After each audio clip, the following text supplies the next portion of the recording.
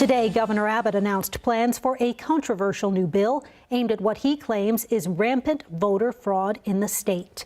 Now, it's important to note there hasn't been any evidence of widespread voter fraud in Texas or any other state. But the governor called out Harris County's move to broaden the ways residents can vote, including drive-through centers and vote by mail. Texas Democrats are accusing the governor of misleading voters to stoke misguided fear.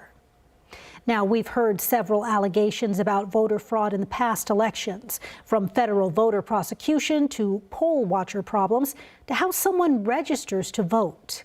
KVUE Defender's Erica Proffer looked into the allegations in today's Verify. This Verify is all about context. What may be true can be misleading.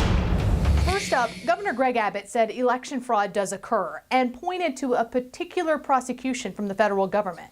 When Barack Obama was president, he used his U.S. attorney for the Southern District in Texas, as well as the FBI, to prosecute a voter fraud scheme in South Texas where cocaine was being used to pay voter harvesters. That case is from the 2012 election, not about a federal office, but a local school board seat. A Donna, Texas woman pled guilty to paying people to vote for certain school board members. It was during a general election. The criminal complaint shows she exchanged cocaine for the school board votes. In Harris County, election officials created drive-through voting, which is not authorized by law. The Texas Republican Party filed suit regarding Harris County's drive-through voting in 2020. Their argument claims the fear of contracting the coronavirus isn't enough to qualify for curbside voting. But the appeals court opinion shows the case had no standing and it was filed too late. You know, the only form of voter suppression is when an illegitimate voter, an ineligible voter, casts a ballot. This is false. Besides the history like the Jim Crow era and poll taxes, last month, the Federal House Committee on Oversight and Reform heard testimony pointing to voter suppression in Texas.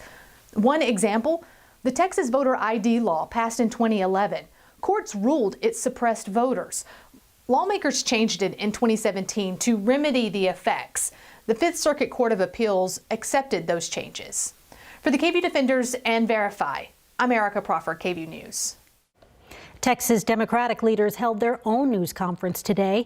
They say the right to vote is essential to our democracy, and efforts to make it more difficult is an assault on the voters.